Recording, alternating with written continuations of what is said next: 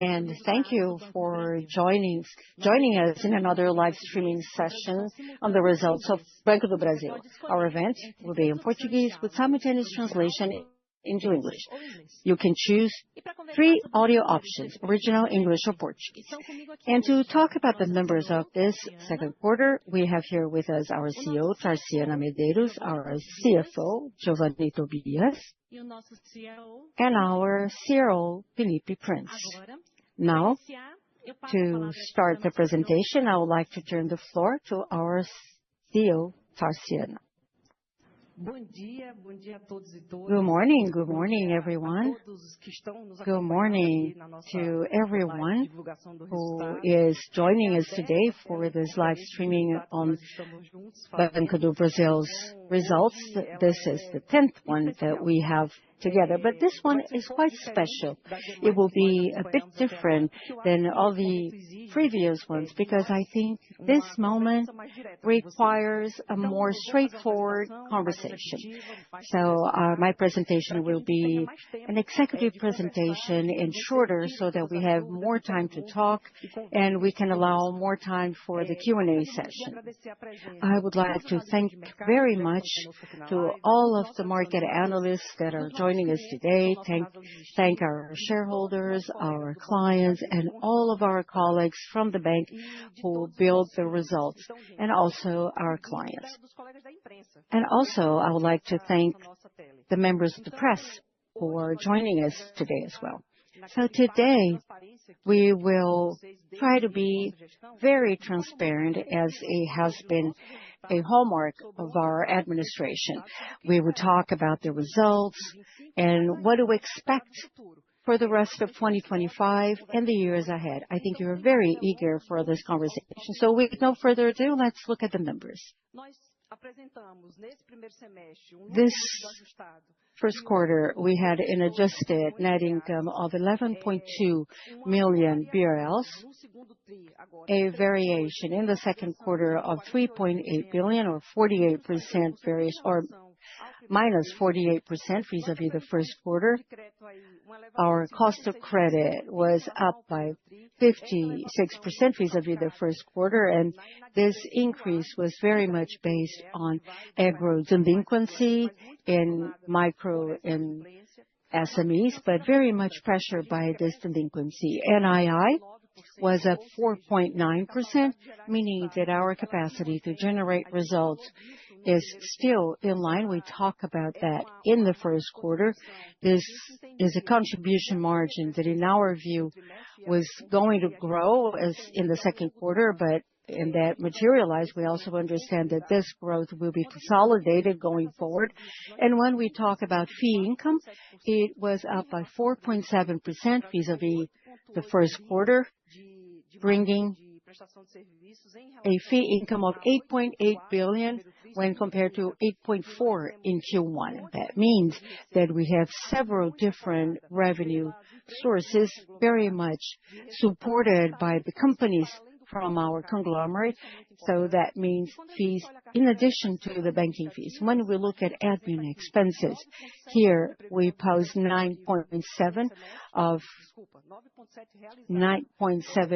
already realized of admin expenses in the second quarter, 1.9 in addition to what we posted in Q1, and the expenses were very much in line with what we anticipated, both in terms of investments and expenses. I like to say that when we talk about admin expenses, this also contemplate our investment provisions or forecast. But expenses are very much in line with what we anticipated. Expanded loan portfolio was 1,294 BRL. This is growing strongly in very secure lines. We will talk about the growth of this portfolio for individuals and also loans rented to workers. We will give you more details about that. And then when we look at CET1, our CET1 was 10.97 in the second quarter, very much the same as in Q1. That means that our balance sheet is strong, very robust, and at an adequate capital level. Now, taking a deeper dive and speaking about the subject that I'm sure you're eager to hear about, here we have an agro portfolio and the perspective of the different cycles. But to talk about the agro business, it's important that we tell you a story. You cannot look at a single snapshot and understand what is happening with the agribusiness portfolio. It's important that you have, an analysis of what happened in the past 5 years. So when we look at our portfolio in December of 2020, the portfolio was 1.91 billion BRL. Delinquency, 90-day NPL was 1%, and at the time, Selic was at 2%. So we just took one of the commodities, being soybeans, just to give you an idea of what happened over time. So in 2020, December of 2020, soybean was priced at 193 per bag, and Selic was 2%. Then what happens after, December 2021, going forward to 22, etc. So there was a growth of that portfolio, especially in terms of free resources, and very much supported by the optimism from the market. The market was very optimistic about, the harvest season. And so in 2021 and 22, soybean bags reached a peak of 192 with a Selic of 9.27. And then at the end of 22, Selic was higher. So what we see is that the portfolio grew, especially in terms of free resources. What is interesting to note is that this growth was not only, a growth coming from Banco do Brasil, but it was across the market. We have 50% of the agro market. And so not only Banco do Brasil, but the market as a whole grew in terms of the agribusiness. And in this optimistic environment, clients were not only taking loans from Banco do Brasil, they were also very leveraged in the capital markets and with partners. Therefore, in 2023, we noticed an interesting growth of this portfolio, going from 309 from 2022 to 355 in 2023, with delinquency at 0.96. In this period, going, from the end of 2021 until December of 23, that's when there was the start of the Ukraine war. And the market faced many challenges because of the cost of fertilizers. In 2023, right at the end of the period, there was a drought and a flood in Rio Grande do Sul. The crop season 23-24 did not perform as expected or in line with previous years, and that's when the challenge became more aggravated. So look at it, Selic rate. Selic was 11.75, but the price of commodities were down by around 146. And then when we look December 24 and June 25, the portfolio grows in line with what we expected, but the scenario was deteriorated vis-a-vis the forecast. So delinquency by the end of 24 was 2.45. This delinquency was above the plan. This delinquency was already detached from the plan. We were expecting by December 24 delinquency ranging around 1.90. We talked to you about that. And then we look at what happened when the Selic rate spiked. So Selic at the end of 24 was 12.25, reaching 15 in June of 25. But when you look at the projection of that rate, the projection anticipated a much lower Selic in that period, which was the forecast for the harvest plan when the plan was envisioned and was launched in the first half of the previous year. So the crop year goes from June of one year until June the following year. So what is important here? It's important that you know that we know what clients are delinquent, and we know them, and we know that part of this portfolio is delinquent, but we want to be very transparent and give you details about it. So today, in June 2025, the portfolio is 12.2 billion of delinquency, NPL 90. And so December 2024, delinquency was totally out of our expectations. But again, the portfolio was 8.97 with no expectation of growth of this delinquency. This is important that I highlight. We have never seen such high delinquency in agribusiness. In our whole history, we've never faced delinquency at this level in the history of the bank. And why am I saying this?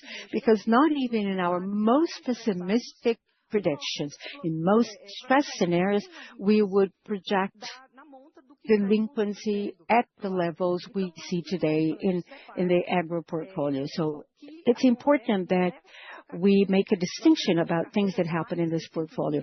This portfolio has more than 600,000 clients. Out of the 600,000, 20,000 clients are delinquent today.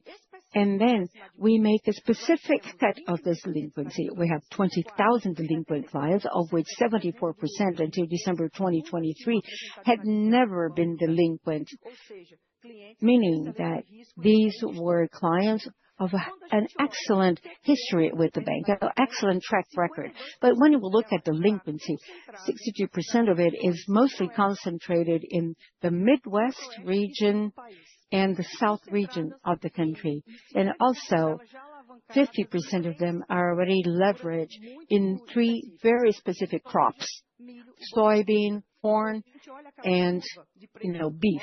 And when we look at the curve of commodity price, like we put the example of soybean, we can clearly understand what happened to the profitability of growers during this period. So we start with high yields and productivities, with also good gains and high gains in December 2022, to a drop in profitability and a much lower paying capacity.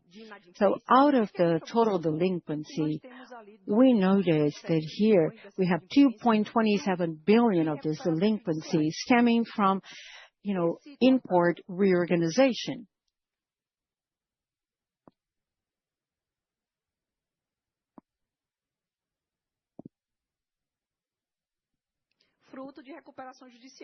So it comes from reorganization. Today we have 808 customers in a reorganization process. So now we notice a stability in terms of the number of new reorganizations. But these 808 customers account for 5.4 billion BRL. Therefore, it's very important that we have a very deep knowledge and understanding of these agribusiness scenarios, so we understand what happens this quarter and throughout the year of 2025, because 25 is a year of adjustments for us. So that will help us understand what comes next, what will happen going forward. Therefore, this agro delinquency is putting pressure on our results. It is increasing, the need for further provisions. Whenever we talk about resolution of 4966, and I got many questions about that. When we talk about resolution 4966, I would like to emphasize that this resolution brought to the financial market more predictability in terms of revenues and results of banks. In the case of agribusiness, what happens is that we had a provision model for incurred losses, meaning that once the loss occurs, we would then make the provision according to the risk of the operation. Today, 4966 makes it mandatory to set provisions according to expected losses. So we look at the time period of the delinquency, therefore provisions have to accompany that. And I keep telling you that I would never sell the risk models from Banco do Brasil, and I'll say that again, we will never sell Banco do Brasil's risk models, because we have models that can predict exactly all of the expected losses. And because of that, we had to increase provisions, and then we will continue to post necessary provisions as we become more aware and we run an evaluation of what happened. So in 2025, in the third quarter, you will still see a more stressed scenario in the third quarter, because July, August, and September are months where we still have maturities of all of the operations in our portfolio that are yet to mature, and we have clients that are still, in the NPL 90 days. Therefore, in the third quarter, you should expect still a stress scenario, and we expect an improvement starting in the fourth quarter, already supported by the growth of NII. Now, here I bring the landscape for micro and SMEs. I think it's important that we also explain to you these two factors that are detractors, the delinquency from agribusiness and delinquency from micro and SMEs. When we talk about, PSMEs, the Selic cycle really affects the capacity of these companies to honor their payments. So when we look at MSMEs in December of 2024, and again, we look at the Selic cycle, our Selic forecast for December was 9, not 25, but the actual number was 12.25, and the future prediction was 10.9, but it is now 15. So what did it mean to us? We should put these micro SMEs in our customer base, and then we made a move to help this company, and that led to Desenrola program. Out of this total, if you look at June 2025, 14.9 billion of this portfolio refers to renegotiated debt. So when we look at delinquency from MSMEs, just,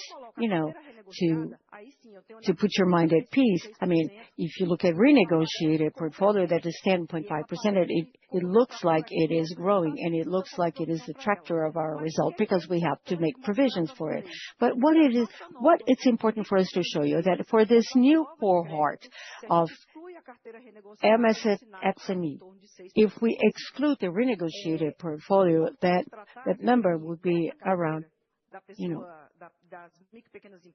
10.6. So out of this portfolio, 25% of it is guaranteed with collateral funds, and we have 18% of them with guarantees that are secured by real estate and also receivables. But for 2025, I'll talk about the review of that further on.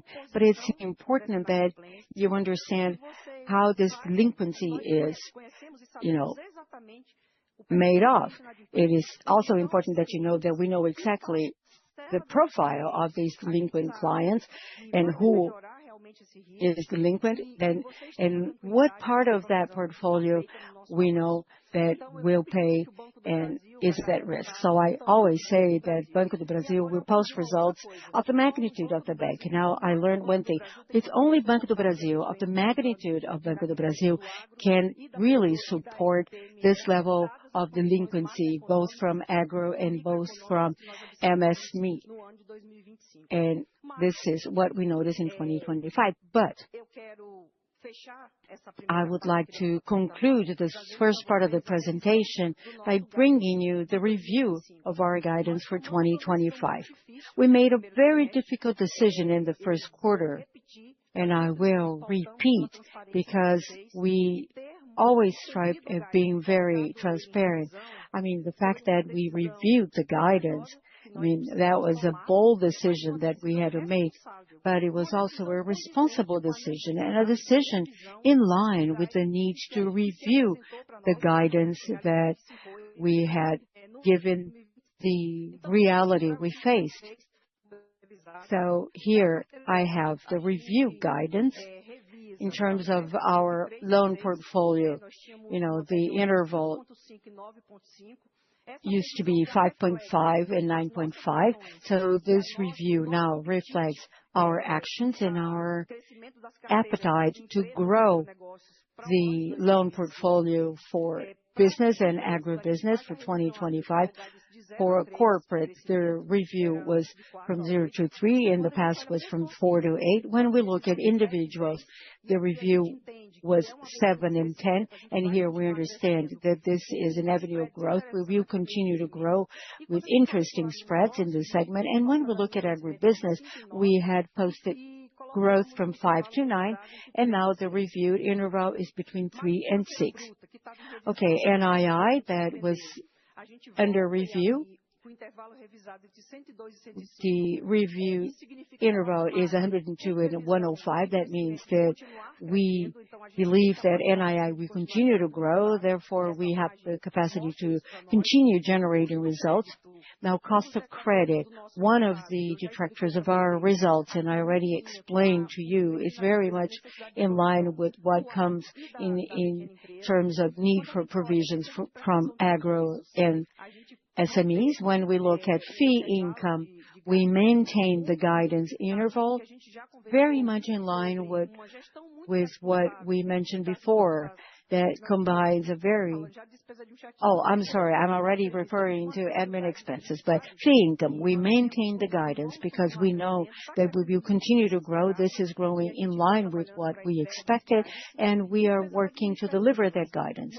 Admin expenses, it was maintained very much in keeping with what we said before when we referred to a very responsible control of our expenses.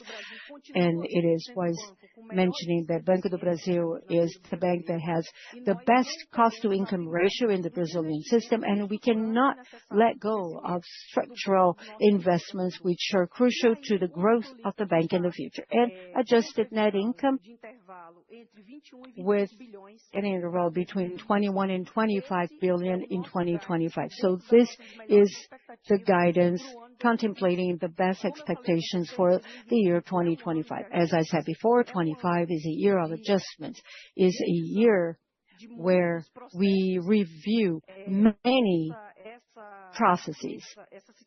This situation of 2025 made us, led to the anticipation of some measures. But I must tell you something. A result between 21 and 25 million means that we will deliver the fourth or fifth best result of Banco do Brasil. This result is below our expectation and below the market expectation. We are aware of that, but this is a responsible result. This is a result that maintains our balance sheet robust and maintains the company in a very sustainable level so that from now on, we will resume our profitability levels like we had in previous years. And here now I'm going to bring to you the results levers, because now in this first half that we released the first quarter, now we came to address the second quarter. We didn't stop and stand still. We acted fast. So we needed to review our corporate strategy. I always tell you that we're disciplined in the execution of a strategy, and we don't leave it to the side. We anticipated some deliveries, advanced some deliveries that were expected for future years, so that we had the possibility to anticipate results and the return of the growth cycle. So now I'm going to bring to you three of the main pillars that we are basing our results levers for coming years. And then the coming years, you can understand, starting as of January 2026, innovation and artificial intelligence to strengthen the credit journey. We are taking care of the sustainable growth of our businesses, but without letting go of investment, of structuring deliveries that will prepare the bank for the coming years and will deliver a better customer experience. We remain obsessed of delivering Banco do Brasil to each client. So breaking down some of these deliveries to you, the first major front is the non-delinquency front. Considering all of the 2025 scenario that we're talking about, we've realized that there's a need for a complete change in our structures for collection and credit recovery and adjustments in the recovery stream. So we combined the collection and credit recovery teams with the networks that provide customer service. So we have more than 800 experts focused on collection and credit recovery. In addition, through artificial intelligence models and analytics embarked models that allow us to deliver to our colleagues when they're talking to a client seeking to recover that debt with the customer. It delivers the best solution. It searches for the best solution for that client. So with this, we'll gain synergy for collection, retail, and wholesale because these teams are integrated. They're together with the teams that grant credit. So in this process of unifying those teams, we'll get something that I can advance to you that you're going to ask in a minute, but is individuals delinquency that we did not address. Why didn't I bring you the details of individual delinquency as something to address? It's with the synergy gains with the networks for collection, we already realize that there's a search and an improvement in individuals delinquency. We're going to see more pressured NPL, but for individuals, a lot based on non-payroll credit, but this is very much under control in payroll loans, very much under control in public and private payroll loans, and I'll talk about that in a minute. And an NPL that we see slowing down and reducing in the second half of the year. So it was not necessary to bring this to you because with this strategy, we already realized this flow. Now, when we talk about the materiality of these deliveries, to give you an idea, we gained a lot of agility in the collection of the agribusiness because we are known as the bank that doesn't seek guarantees but we have been cleaning and judicializing operation, and we have been requesting these guarantees. But in the total of operations that we have been able to take to court and protest, 38% has been regularized already. So this review with the strategic directioning to what must be done with analytics, intelligence, artificial intelligence embarked, delivering to our colleagues exactly what solution should be presented to each case, already brings interesting results. And we're going to intensify during the second half of the year and adjust everything necessary in this track so that we have, as of 2025, a track that delivers proper credit recovery for the coming years as well. So this work is not for 25. It's a structuring work for the next earning cycles for the bank. When we talk about origination fronts, that's the second big pillar of our strategy, we address more secured lines with lower risks. And this is important here to tell you about our strategy for the worker payroll loans. And here in 2023, I think on the second earnings release, I told you that one of our strategies would be to increase the private sector payroll loans, and we were preparing for that. We had been preparing the tracks, we had been adjusting processes, looking at the journey of contracting that product. And in 2025, we grew from 23 to 24, about 30%. In the private sector payroll loans, from 24 to 25, we grew about 30% again. But where was the difficulty? The difficulty was on the need to close an agreement or a partnership with each company. Starting in 2025 with a worker payroll loan that was launched in March, this need for agreements with each company, this barrier was removed. And we were already prepared to work on that product. So what happens? With the resilience matrix, the matrix of customer analysis that is very robust, where we have the analysis of the employer and the analysis of the employee, we had the conditions to seek safe growth in the individual's portfolio. That's one of the examples. But origination in more secured lines has been happening from the moment that our colleagues are talking to clients and making offers to digital clients. So we have tools, integrated digital tools, the service network. noting that today our CRM makes a huge difference in the use of data. I'd say that Banco do Brasil has the largest database in the Brazilian financial system because it's 200 years of accumulated data.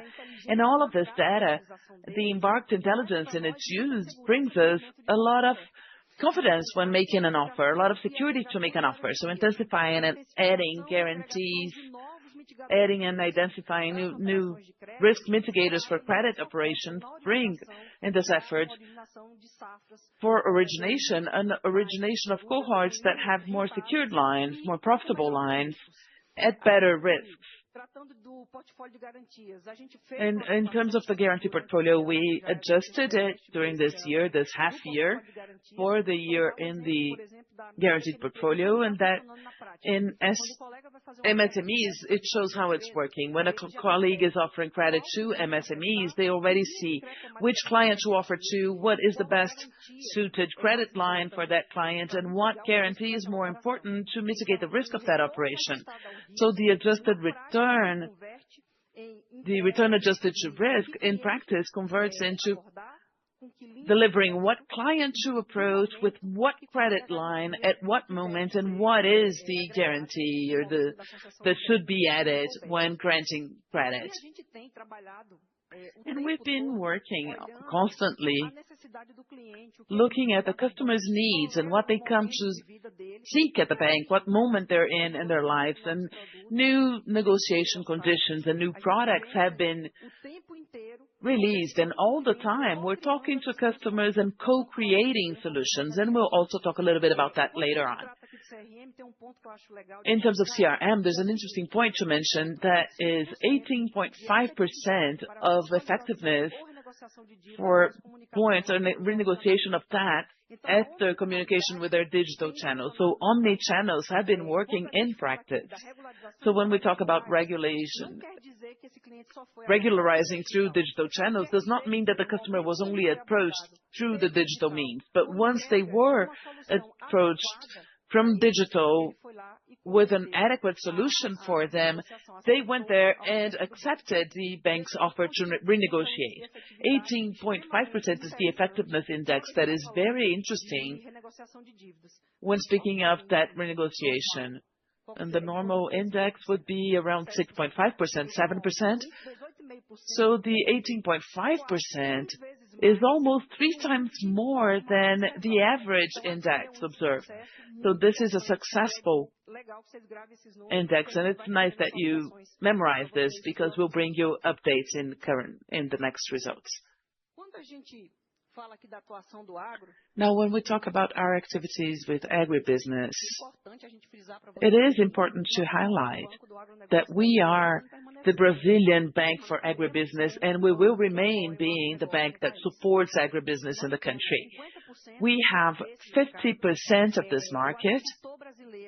Brazilian farmers trust Banco do Brasil. They have been with us for many years. I told you in the beginning that delinquency rate of 64% of clients had never been delinquent with the bank before. So these are clients who have been with us their whole lives, and we will continue to be next to them, seeking solutions with them. And here, the proof is that the harvest plan for 25-26 is 230 billion BRL. And what's important to note here is that this is already the new resilience matrix. To explain this resilience matrix, and I think Prince can talk a little bit more about this. It was developed by his department, but the resilience matrix is the combination of the analysis of all of our risk models, loan risk and knowledge of the cost of risk, that puts the client into a matrix and tells us what this client's credit moment is, how they're doing in terms of their ability to pay, and if that moment is the right moment to grant credit, and if at that moment we should grant a loan or not. So these 230 billion are considered for clients that are already plotted in the resilience matrix. And what's interesting is that we're going to focus on 25-26 with controlled resources, focusing on controlled resources because we already have the free resource portfolio that we need to work to recover. We're working on 2025 and we'll continue to work on it. But now it's what I said, with diligence, but also being very close to them. close to them so that we can avoid or prevent clients going to in-court reorganization when this is not necessary. We've been working very strongly with the Federal Prosecutor's Office, with PNJ, when working with clients, especially. First, working with them, providing guidance, explaining, providing alternatives for renegotiation. And those who seek in-court reorganization before talking to the bank, unfortunately, we've also been seeking the in-court pathways. And it's interesting to tell you that this has been bringing results. Recently, we've reached decisions where in-court reorganization demands were not accepted. Collective reorganization requests were not accepted. There was a recent ruling where the request for reorganization was considered as non-compliant. So what's important to say here in our work with the Public Prosecutor's Office is that we've been working with them and we'll be seeking to promote removing it from in-court, and we seek to value negotiation methods because it's simpler, faster, it's better for the customer, better for the bank. And we're also seeking, along with this, to fight or combat abusive litigation. We do have in-court reorganization as a mechanism for reorganization, but for those who actually need this in-court renegotiation, we have been victims for a period of time of law firms that guide their clients and give information to our farmers that sterilize the client's credit life going forward in the whole financial system, not only with Banco do Brasil. So we have been talking to customers. We have been telling them the consequences of in-court reorganization. And what's interesting is that a lot of customers are seeking to negotiate directly with the bank, seeking resolution in the agribusiness credit handbook. We have already renegotiation task that is supported by this handbook, the agro credit handbook. When we talk about service that's specialized in agribusiness, we remain and intensify that. We've been talking a lot with our colleagues every week. In the past, we talked to them every month, and now it's every week, but we have 300 experts focused on serving agribusiness clients. They are colleagues who work on agribusiness and have worked since forever in Banco do Brasil. The executive formation came, the colleagues' expertise was developed together along with the farmers that they serve today. So I think it's important to say that we have experts in all regions of the country. We have experts that are agribusiness correspondents with our own, and also our own network that help our clients around the country.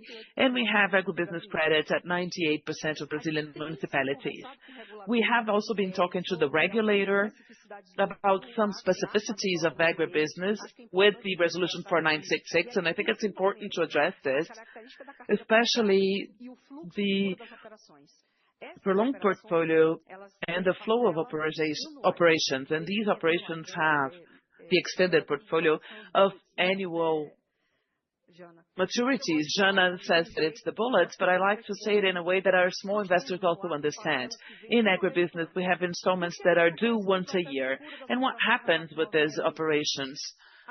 With the Resolution 4966. 4966 includes that the cure of the operation that the bank passes on as revenue in that operation from the moment the payments begin. So if I renegotiate the operation with agribusiness this year, and the client's going to pay me next year, only next year, according to the current resolution, will I be able to have revenue? So we're talking to the regulating, taking the specificity of agribusiness to them.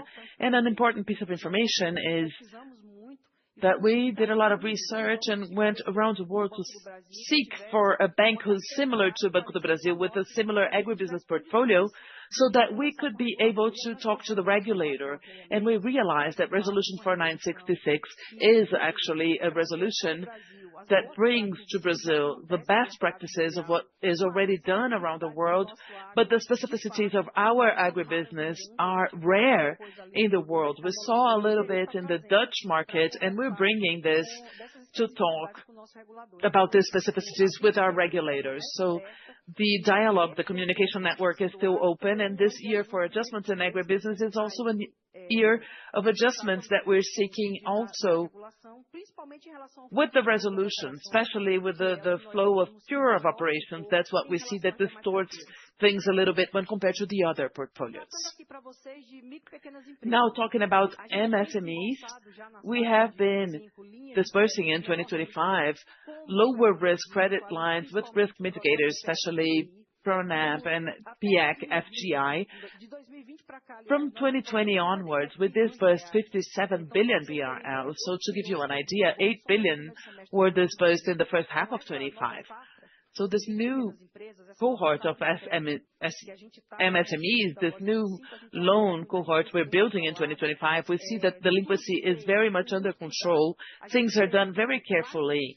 We have been more than fostering credit. We've been seeking to provide specialized consulting to those companies, informing them about the moment that they're in terms of taking loans or the retraction of loans and maintaining the credit that they have now. So more than just collecting. For micro and small businesses, we have been providing very relevant consultancy, and we're proud of doing that. Today we have 215 specialized agencies in companies, 9 high company offices, in addition to specialized service in 4,000 service points in Brazil.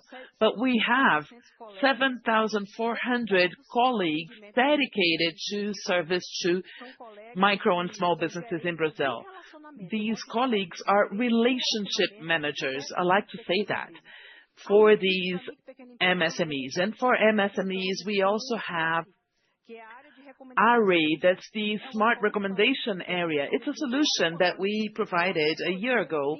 It's like an advisory in scale using generative AI to support our clients' financial and business management. More than 75,000 MSMEs are already embarked in this platform, receiving guidance on how to better manage their business. And we will intensify the dissemination of ARI and how to use ARI for all our clients in MSMEs. And it's important to also talk about Cielo. We worked on delisting Cielo in previous years, and we've been able to address this with Bradesco, who's our partner in this company. But now, for 2025, we've been working very strongly on positioning this partnership. And now we treat Cielo as a business ecosystem. It's possible for us now to integrate a Cielo strategy into our MSME's growth strategy. So a series of solutions that go beyond simply providing a means of payment. We do have now a business ecosystem available for micro and small businesses. And it's important to note that at Cielo, addressing this strategy for Banco do Brasil, we have the executive that was in charge of micro SMEs at Banco do Brasil. So it's someone who really knows this in depth, bringing very interesting aspects for us.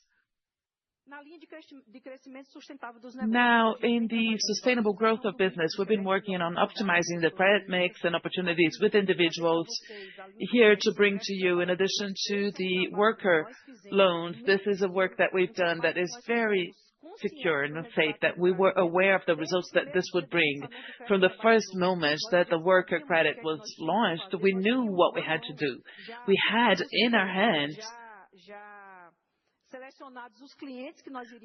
client selected that we were going to send this to, and here I bring you the details of the evolution of the worker credit and the potential that this line of business has. The beginning of the program was in March. And we already started very strongly from the beginning of the program. In April, with a portfolio with 2.5 billion already, and we opened for hiring in the bank's channels. In March, with 3.6 billion, portability was enabled. In June, with 4.5 billion, we had the possibility of multiple contracts, because in the beginning of the process, we could only contract one operation. Now we can go to up to 9. And now, In August, we're at a moment where the clients can already take loans to use the resources freely. So we continue to work in the bank with switching more expensive operations with worker credit operations, because it's a secure line that in compliance with the client's capacity to pay. And I'm proud to say that we've reached 7 billion in this portfolio. And a very important concern that we had in the market and analysts, and I talked to a number of you about this, is how we're going to know whether this is being effective. Worker credit presented to us bookkeeping and payment of the first payment of 95%. And what does this mean?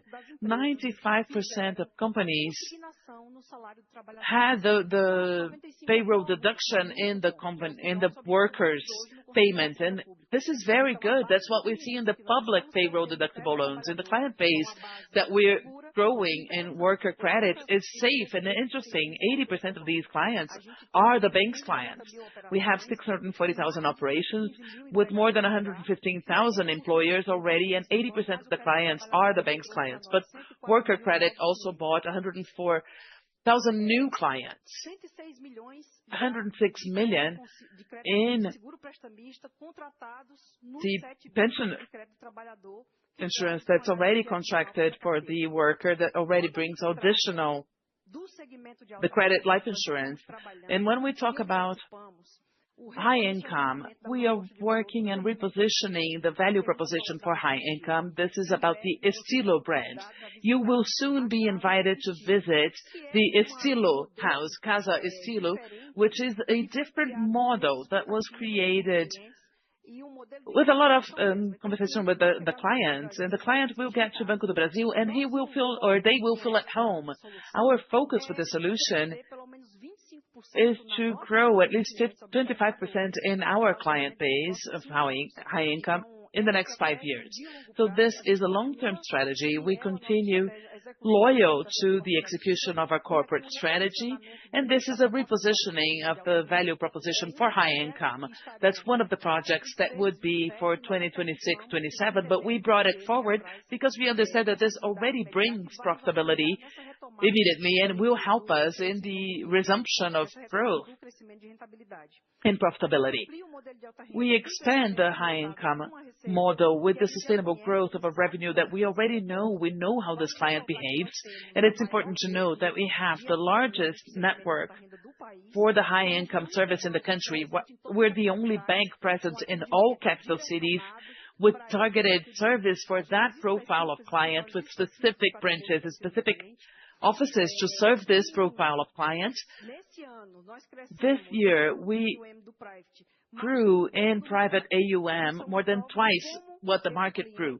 So that proves how much this client likes Banco do Brasil, and they're with us, and we have this intention to intensify growth of this customer base in the next 5 years.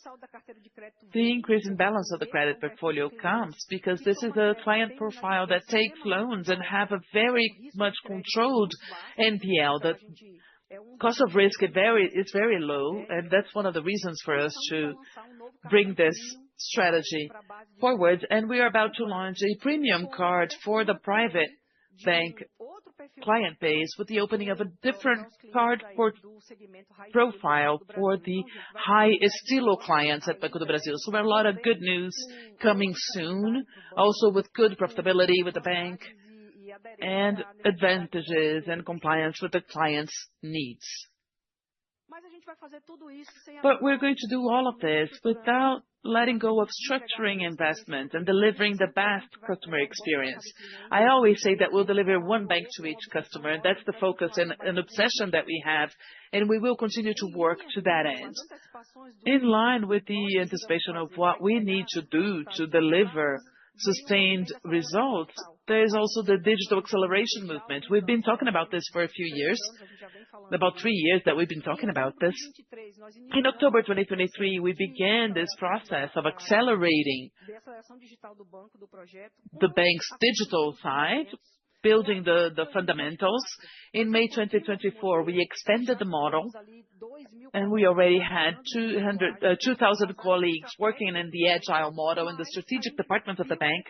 But we saw the need to bring this agile scale up forward. Right now we have 3,400 colleagues working in the bank's strategic areas in the agile model. And when we look at 32 lines of business, 90 lines of business, in these 32 business lines that are already there, we have credit lines and credit card lines that are already in the agile model. And profitability added to the client's contribution margin is already a result of this work, developing of the agile developments that we adopted for these lines that are so important. But what's new here is we will bring it forward from the end of 28 to 2025, scaling this up to 100% of the bank's strategic areas already in a digital acceleration model. Marisa, who's our VP of Digital Businesses, will give interviews and will detail to you. And you can talk to Janaína and Giovanni and call Marisa to address this in depth about the acceleration, because it will bring important profitability to Banco do Brasil. This is a structuring movement that prepares the bank for the next 10 years at least. We have not stopped investing in technology, so this year we invested 3.2 billion BRL in technology, and we will not stop. We called on 1,000 colleagues from the competition evaluation for this semester. This investment is important for the future of the bank. We have more than 800 AI solutions and analytics running in our systems and delivering solutions that are more and more assertive, helping us be able to deliver one bank for each client. The CRM, omnichannel CRM platform I talked a little bit about, and here I bring you that we have the first managed model that's 100% implemented, and in this managed model, we have 2 times more conversion in credit conversion. That's twice as much as we did before. This is very important. It's important to know this figure. It's a sophisticated engine of commercial intelligence. And when we look at commercial intelligence, we're also talking about the life moment or the business moment or the commercial moments our clients are experiencing. So we'll deliver the best solution when they need it, in the channel they need it, with the biggest assertiveness possible. So in this first half year, it was 145 million of effective contact. And that means that the client received the contact and interacted with the bank. It's not just contact for the sake of contact. They interacted with Banco do Brasil, and this is very powerful.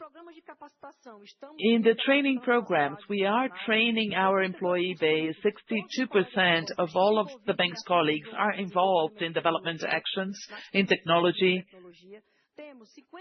We have 53,000 colleagues engaged in learning and enhancement about digital acceleration. This is a considerable number. If we look at Banco do Brasil, the conglomerate has 125,000 employees, and 53,000 of them are engaged in this learning and enhancement of digital acceleration. That's quite considerable. We have 5,000 colleagues certified by Academia, that's the AI Academy, who are trained in AI and data, and 41 million BRL invested in training programs.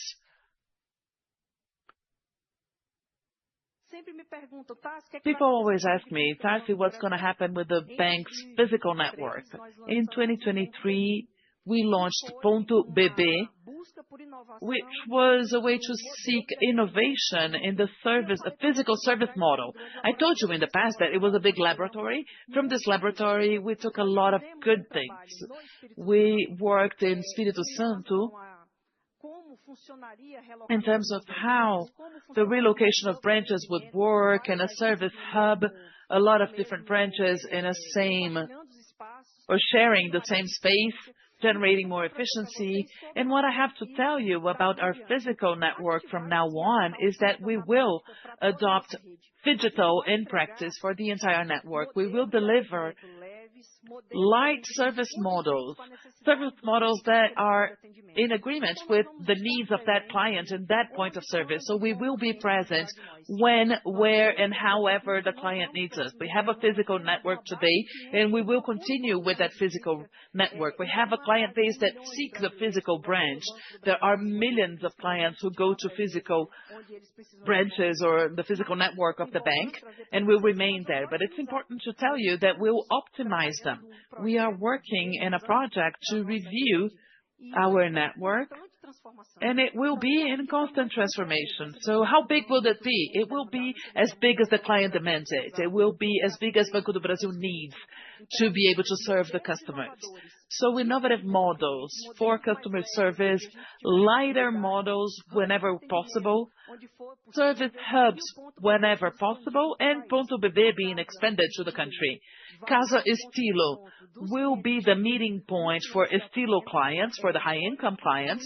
This model was built together with our clients. I want to highlight that. They built it with us. And Ponto BB in Belém is the next one, and it is already in the beyond banking model, where the physical point has the branches as a business ecosystem. I have partners who share the cost of that point of service with me, but that they also deliver a complete experience to the clients when they are being served, when they go to a branch. From Ponto BB in the service hub and the partnerships, we have an increase of at least 20% in the profitability of those clients who are today the target of our service models. So for the coming years, we will work in the efficiency of our network, and whenever this efficiency is installed, we'll see a cost reduction of at least 50%. And that's how we're going to work, optimization and efficiency of our branch network. And for us to conclude, I'd like to tell you that we are not escaping the reality. We are bringing the results expected for 2025 that are below our expectations and the market's expectations, but this result reflects the strength of Banco do Brasil. These results reflect how robust our balance sheet is. This result reflects our possibility to generate value and generate results. So we will deliver very proudly between 21 and 25 billion BRL of adjusted net income in 25. And I'll tell you that starting in 2026, we'll resume the growth of our profitability at the levels seen in previous years. We'll remain firm in the purpose of generating new revenue, diversifying sources of earnings, bringing more security with risk mitigation for the concession of loans in our portfolios. But I think it's worth it to stress that we are acting quickly and in a structured way. We are seeking a very quick reversion of this situation, and we've done all of our homework. We revisited the collection tracks. We are expanding dialogue with regulators, with the legal system. We are anticipating projects that help deliver our strategy significantly for the coming years. And all of the measures do not mitigate only the risk for this year. They prepare us for the resumption of growth starting in 2026. And I would like to close by saying that Banco do Brasil, just as our country, is done by overcoming cycles. We are already prepared to resume growing as of 2026, and I know that this conference call will be recorded. And since it remains recorded, I would like to give a message to our small investors, those who trusted their economies to the Banco do Brasil shares. Base yourselves on reports that are serious. Base yourselves on reports from analysts who are here with us in this conference, who know Banco do Brasil and who follow Banco do Brasil over the years. Don't listen to fake news. Don't pay attention to sensationalist videos in social media. Don't base yourselves on information that is incomplete. Follow this conference. Look at the analysts who will be here asking questions now, because they are the ones who have been with us for a long time. Thank you very much, and let's go to the Q&A session. Thank you. So now let's initiate our Q&A session. I think you are very much aware of how that works. We already have some raised hands, so questions can come both in English and Portuguese, and we will answer them in Portuguese. And since we have a lot of people waiting, I will like analysts to ask only one question so that everybody will have a chance to participate. I will like to call Henrique Navarro from Santander for the first question. Hello, Navarro. Good morning, everyone, and thank you for being so clear. You are very firm and very clear in your explanations. My question is about for exit one. I mean, you said CET1. You always said that even with the payout reduction and also considering the new net income guidance, the earnings retention that you have for 2025, vis-a-vis some capital impacts that will happen to the entire financial system until December and the growth of the portfolio. The calculation we have here is that Banco do Brasil will end up with about 10% of Common Equity 1 or CET1. Is this a comfort level for you? How do you envision the return to 11%? Would it be through a lower growth of portfolio in 26, which is far-fetched, but maybe, a higher payout or cut for the minimum regulatory level for 2025? So this, what I'm saying, about 10% of CET1 for the year end is correct, or whether you would like to go back to that figure of 11, which has been, the common number. But once again, congratulations for the way that you explained everything. Well, good morning, everyone, and thank you for your question. We've been talking about that, but it's important that you know the following.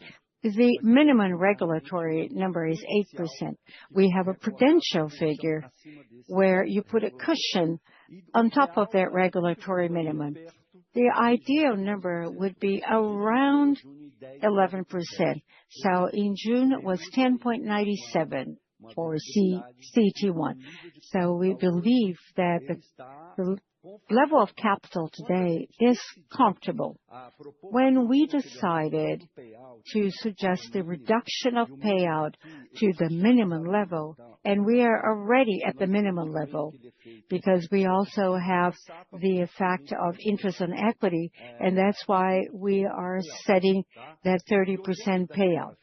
But looking forward, 2025 capital is not an issue. In 2026, yes, then there are several demands and regulatory adjustments that will tend to put that capital level downwards. And that's why we are now making the decision to improve the net income retention. Our projection of capital is in place for the next 3 years, and depending on how this capital will perform, and once it reaches that prudential level that we set up for ourselves, it is, the admin committee through the risk committee sets up that number, and we have people from minority and controlling shareholders. That's when we start drawing up strategies to bring that back to the range of 11% as we consider to be adequate and ideal for us. The best way to get there is by resuming the bank's profitability. We do, recognize provisions, and we are doing that in a much faster pace because of the resolution 4966. But at the same time, we are working to grow the profitable assets. But it's important to mention that we do not have any capital restriction. So what we looking for are things that have better returns and returns that are risk adjusted, because this will improve retention. We had 18 basis points in this quarter that were added to our capital base organically, despite the excess provisions we had to make to face agribusiness delinquency and also delinquency from micro and SMEs. And we have other mechanisms, and it's also important to note that in case in this 3-year projection, we understand that we have to add more provisions, we will equalize it so that this capital level remains sound and sustainable. All right. Thank you very much. Thank you, Navarro. Next question from Bernardo Guttmann from XP. Thank you, Jana. Good morning, and thank you for taking my question. My question is about origination in connection with the net income guidance that you released. To reach that result, I think you would need to strike a balance between origination and preservation of NIM. How do you see that? Because, a stronger deceleration may, lower the margin, and deceleration may increase credit risk. And given, ALL and the starting point in the quarter, how challenging you see to comply with the net income guidance for the year? Well, Goodman, thank you for your question. It's also important that you know that in our evaluation, the provision that is being put in place and that the CRO can give you more details, we believe that the growth of our assets, and Tarci just talked about the amount of disbursements that we did in 3 months for private payroll, which is a much larger market when compared to what we have in our book today. But once we can serve the traditional portfolios within this resilience margin to get returns that are risk adjusted and growth with the individuals portfolio, we believe that even with a higher provisions guidance and a guidance that contemplates a front load acceleration given the 4966, because if it were not for that 4966 resolution, and I would have saved about 2 billion in provision. So today we are robust enough to absorb that 4966. We will have portfolios that will have control.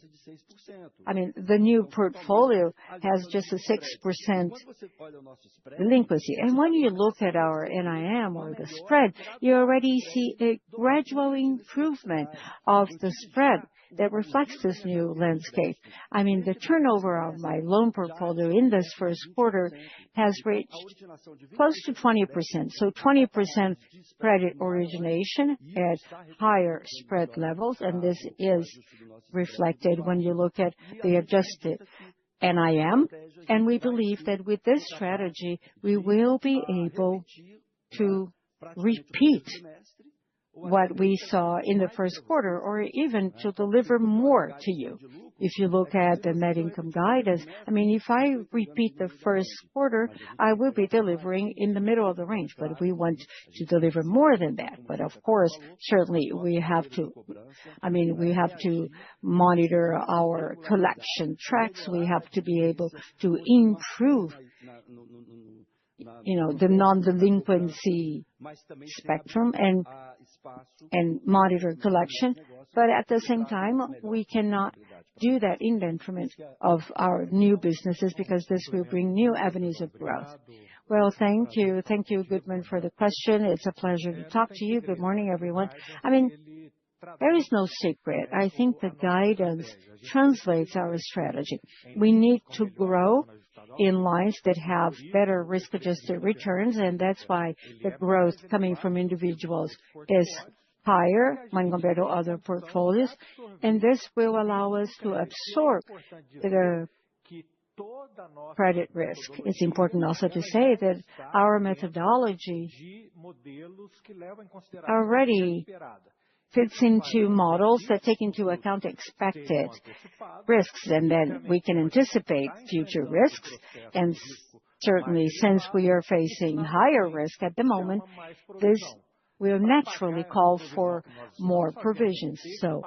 To pay for this anticipated provisions, and for us to get the expected results that are translated in the final line of the guidance, to do that, we have to grow margins, and with that, we have to increase our NIM. And that's why we are certainly that we will be able to deliver, higher individual loans. And this is supported by the quality of the portfolio. We talked a lot about that. We have 7 billion for workers' loans, and we are originating this loan at very high levels of quality, where we combine the workers' risk with the risk of individuals. And moreover, we are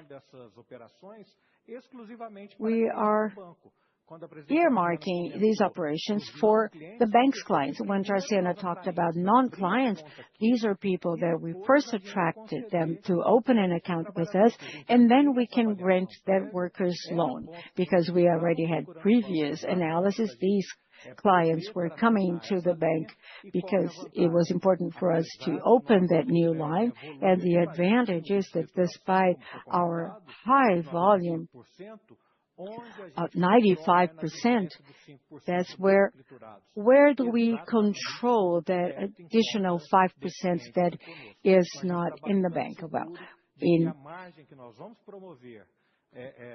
putting a debt in the account, collecting from the account. So the provisions for individuals will be enough to cover for higher credit risk that appears in the guidance, and with that, we will be able to deliver between 21 and 25, as mentioned by Giovanni.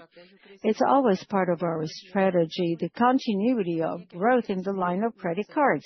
This is a line that grew this quarter. We intend to continue to grow sustainably.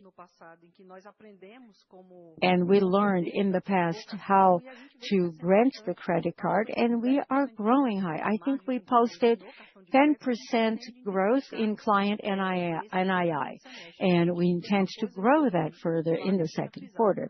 There is one thing that I would like to emphasize. We have enough individual base to work with, and I think this has to be very clear. It's not just a strategy. We have a customer base, and through our resilience matrix, we have at least 20 million clients with a pre-calculated credit margin that is part of the resilience matrix. That's why we see room to seek for sustainable growth in individual loans with margins that are in keeping with what we intend to do by the end of the year. Thank you, Giovanni, Prince, and Tarciana. Good morning. Okay, so let's call Renato Meloni for the next question.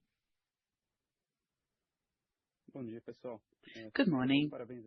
First, congratulations on the transparency. I think it's always good in moments of adjustments like this. My question about agribusiness, I'd like you to detail a little bit more about the comments you mentioned on the cycle for the next 18 months, to try and understand how you see the deleverage pace of farmers and how it's still the NPLs are going to evolve, what's the maximum level and when it would be reached. And then after this moment of adjustment, at what level do you think delinquency at agribusiness is going to stabilize? There were a lot of structural movements, and maybe the historical 2% level is no longer the structural level for this industry. Thank you, Meloni, for the question. Do you want to? Okay. I think an important point that we have to mention is that we saw an increase in delinquency, especially in what Tarci mentioned, that those operations with the free resources, the large farmers.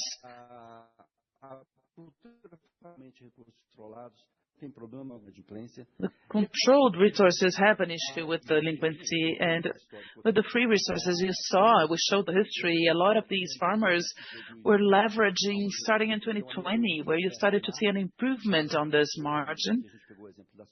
And we took the example of soybean, but there are other crops that this also goes. And everyone here was leveraging and taking financing, expanding.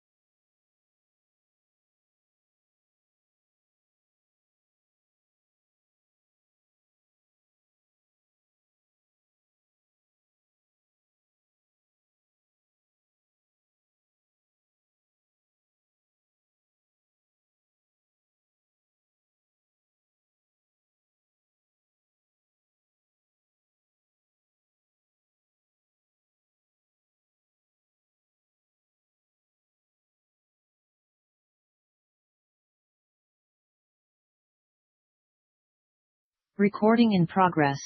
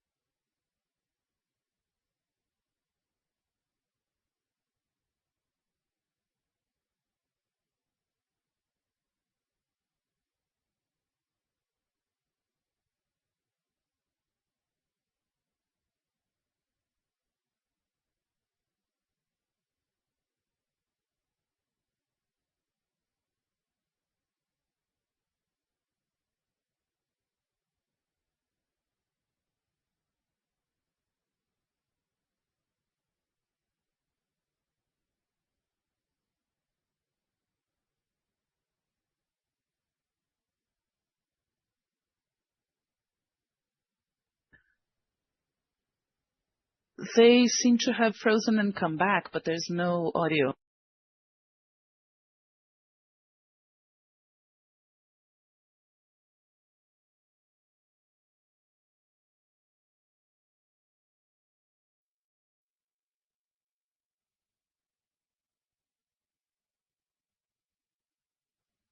Então, muito em função dessa questão de alavancagem. So a lot due to the leverage in the next 2 quarters. So what do we expect? We expect there to be the productivity. Productivity is a given. All projections indicate that we'll have record production, even with extremely low adverse climate events. So we will have good productions. We will have high yield. The margins will gradually be recomposed. And we expect this to help us fine-tune this portfolio that has been struggling more, while also combined with the new originations, as Giovanni mentioned, that we have been a lot more selective and rigorous in the vinculation of the risk mitigators. And our challenge is to accelerate the meeting of these curves of a better, more secure origination and recovery and resumption of credit that is delinquent today. And then what we aim at is this curve to meet as soon as possible in the beginning of 2026, close to this level of 2.5, so that we can achieve the representative NIM in this portfolio, and that contributes to the resumption of our profitability. Excellent. Thank you. I lost part of the answer here. So the expectation is that beginning of 2026, the NPL will go back to this level. The beginning of 2026 will start to have the curves, as I mentioned, with better disbursements going down and NPL going down. And 2.5 is when we want to deliver at the end of this harvest that is finished by June 2026. Excellent. Thank you. Our next question, Gustavo Schroden with Citi. Good morning, everyone. Thank you for this opportunity and congratulations on the transparency and honesty on Tarci's presentation. Forgive me for being insistent in terms of guidance, especially provisions. I'll be a little bit strict here. But if we calculate simply the average point of expectations with ALL expenses, we see, or it implies, a quarterly decrease in ALL expenses versus what you showed in the second quarter. So for us here, that would be around 14 billion BRL for the third quarter and 14 BRL in the fourth quarter, coming from 15 billion now in the second quarter.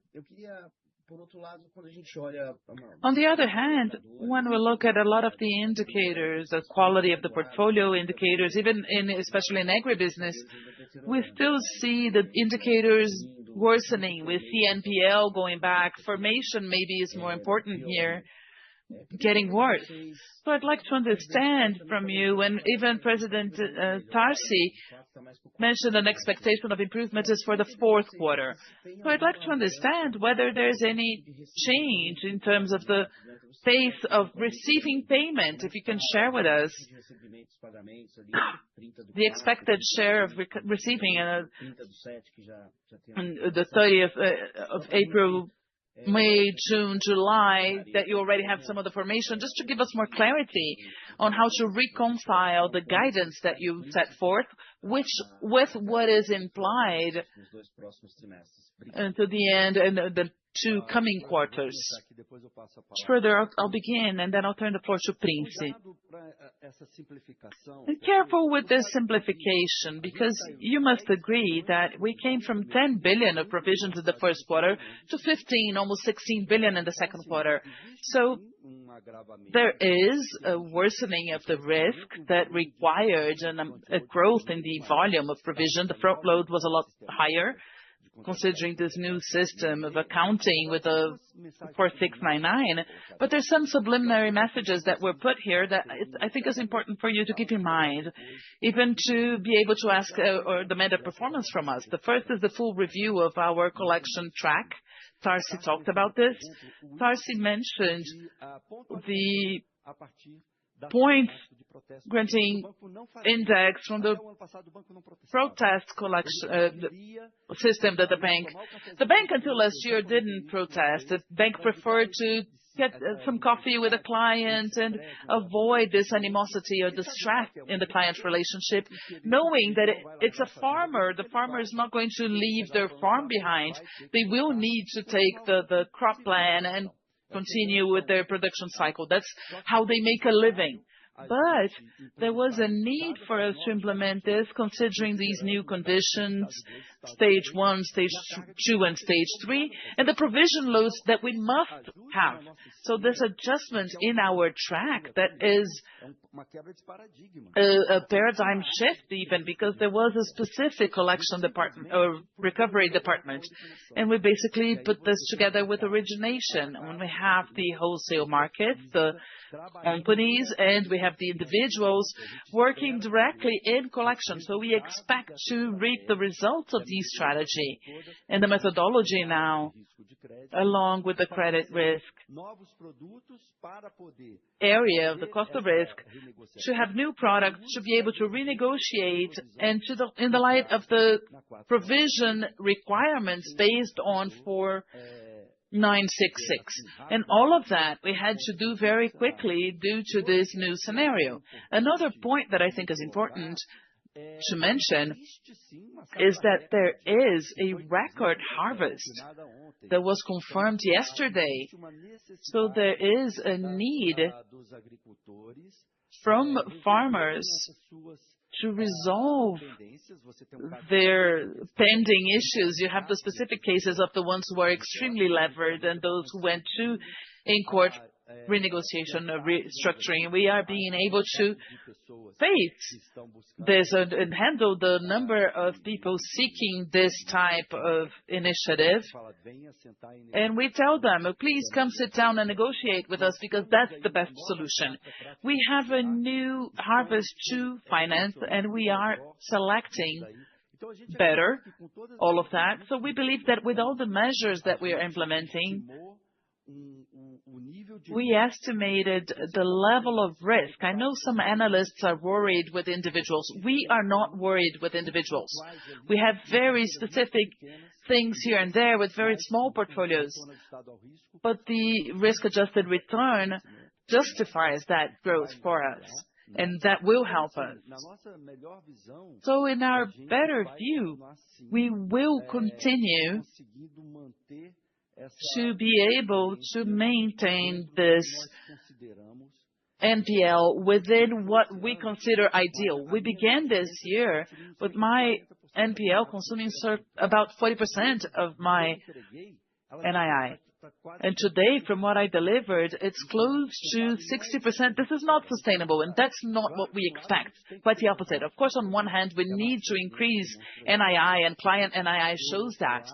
But on the other hand, the new collection tracks and the initiatives that we did not have in the past, even the credit policy, the disbursement for clients who actually have the means to pay, combined with new protection categories, like no longer the real estate financing, but the fiduciary sale. If you want to take rural or agribusiness credit today, you will have to have this fiduciary backup, otherwise you won't get it. Yes, and Schroden, I think that even for you to adjust your model, where is the difference here? It's precisely in the expected loss execution, not incurred loss. The issue is exactly on NPL formation. You saw that we had a very high NPL formation in the second quarter, but it was covered even beyond its formation. So there's a composition of a part of an anticipated provision that does not necessarily materialize into risk. So we have been very conservative and sticking to the execution of the expected loss models, and that obviously brings anticipated advanced provisions, and we've been seeking, as Giovanni said, to get this risk not to materialize. So we expect that we have been strengthening the balance sheet, but that our performance delivers risk that is slightly below what we may have provisioned for. So it's in our hands. And maybe that's why you get this impression that the third quarter and the fourth quarter may point towards a break-in of the high end of the guidance. But that's not the case. We have been using very strongly and following very strictly what the expected loss models indicate to us. Excellent. Thank you. Now, next questions from Daniel Vaz from Safra. Thank you. Good morning, Tarciana, Giovanna, and Prince. Thank you for taking my question. I would like to go back to NII. The new guidance talks about a sequential expansion in this half year. And I understand that in some level, origination is healthy, and the pricing of the portfolio can also help you. I would like to understand the drivers that play against those numbers. The delta in Q1 is positive. In the first quarter, the numbers helped you in the second quarter, but you may not have the same thing for the next 2 quarters, maybe in the fourth quarter a little bit. But so I would like to revisit the topic of SMEs, because delinquency is over 20%. So you exchange the spread from the corporate line with the focus on wholesale, because spreads are lower if you look at SMEs. So I would like to understand whether this would be, a negative effect. And also with agro, I think that it will be even worse in Q3.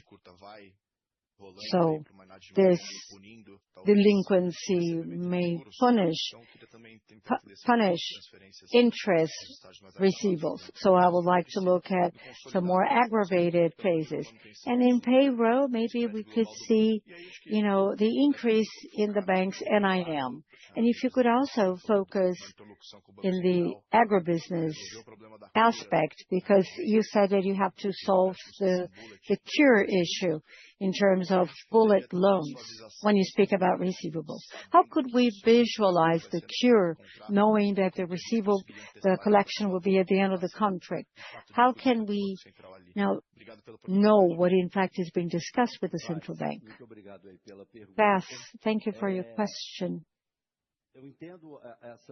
I understand your concern when you try to understand what could be a detracting factor in the strategy. The strategy is very clear, and we already start seeing very clear results when you look at the growth of our client NII. It was better than the first quarter and better than, the previous quarters. Certainly, you forgot to mention one point, the capillarity of Banco do Brasil and the trust that our clients have in the bank.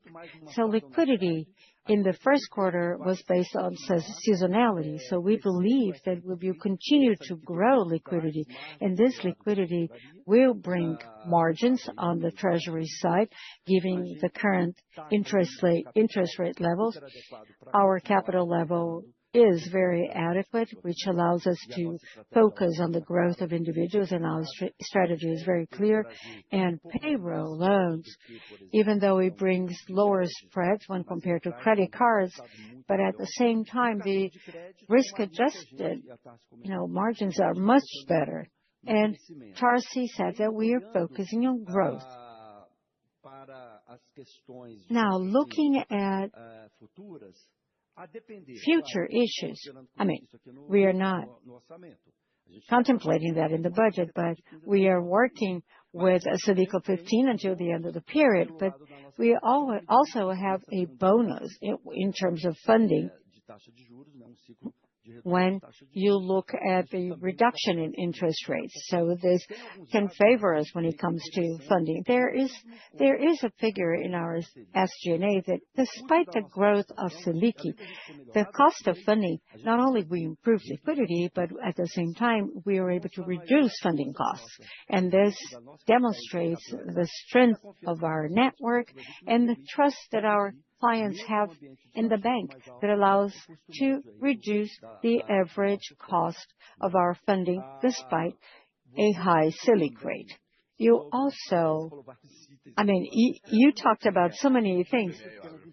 Oh, you refer to micro and SMEs. You put that number from 0 to 3 because, just like other banks, we are participating. We are present in the majority of large companies. So we are here to assist our clients, especially, the good payers. In the micro and SMEs segment, we have a margin in two digits because we have the negotiated portfolio. And if you look at the new cohorts, the number is lower. But in an environment with a high Selic rate, situation is more aggravated with these clients. There is a network effect, so we try to focus in markets that, in our view, will be less exposed to margin compressions or lines that have mitigating risks, and also the cash flow of our clients under control. This is also part of our strategy when decided to, delist Cielo. Now we want to add Cielo in full. I think it's also important to say that we will not stop lending to small and micro companies. What we're doing now is just selecting these companies once we grant them credit. And we are educating the ones that are in our portfolio on how they should manage their companies to prevent delinquency. So there is a new cohort that already comes with controlled delinquency within that scenario of, a 15% Selic rate. We will continue to invest in the program called Acredita. We will continue to grant loans that have collaterals. We will try to get, guarantees of receivables, and together with Cielo, we will have, further possibilities to seek for that. And certainly we will never stop lending to micro and small companies, but we will be more selective. And this is contemplated in our resilience matrix. When we say that we will go from 0 to 3, probably you may have a reading that we will only work with large corporate, but we do have a flow of MSMEs that we have maturities every month. So growing from 0 to 3 means that we will grow, but at the same time, we will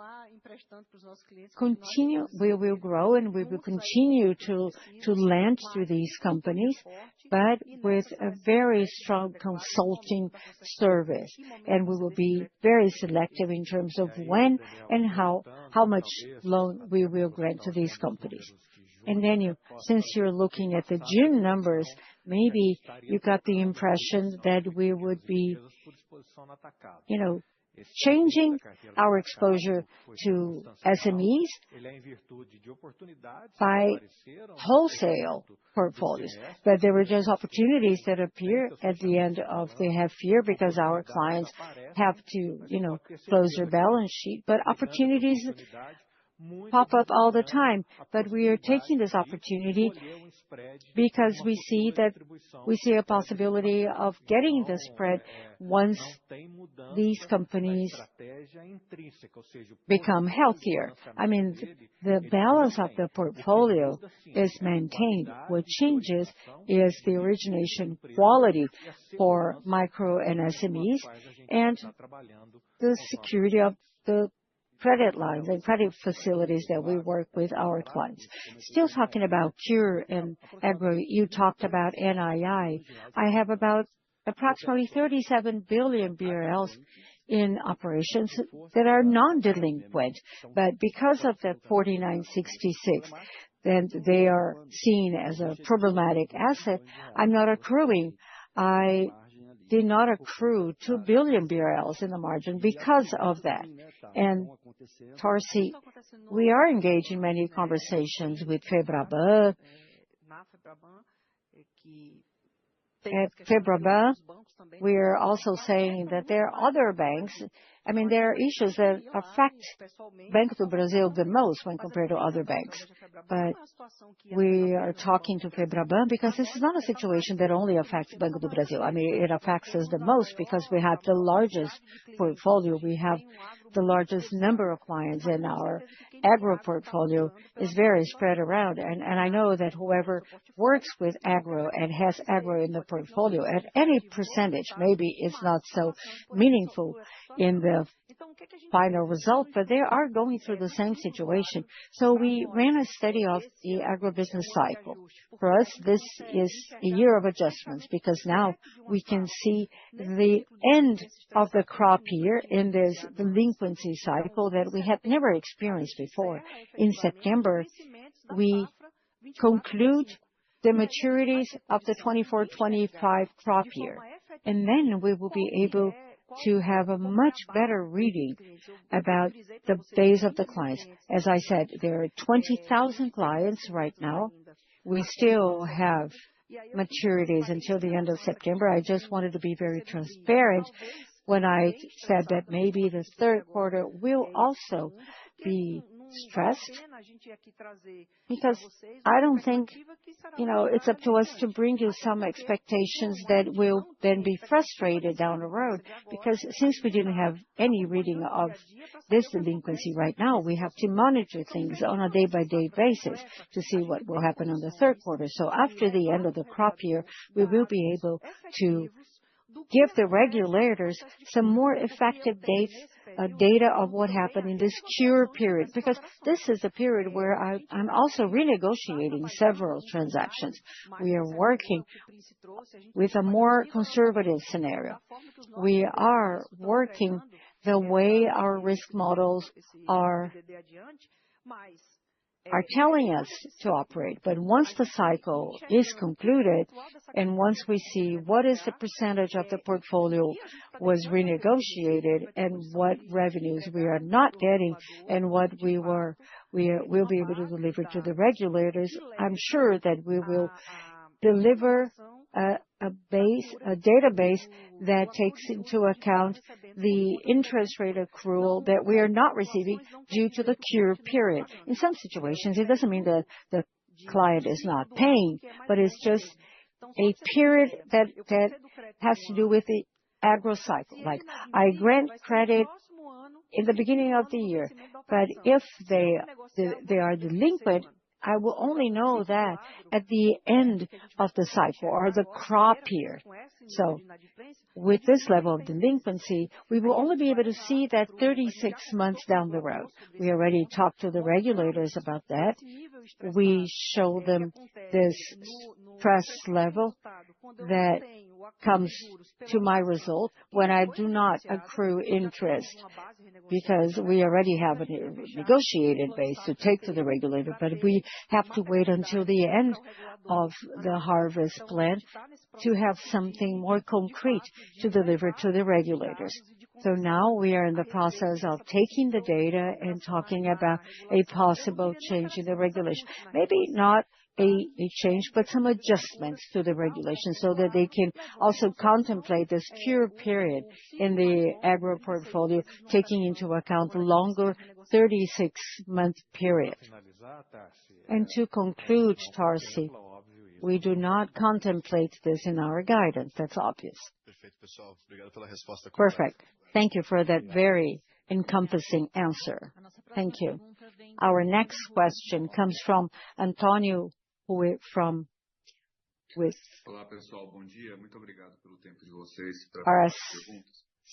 Well, thank you for taking my question. I would like to go back to Schroeder's question, which is a bit challenging for us to understand the provisions guidance in particular.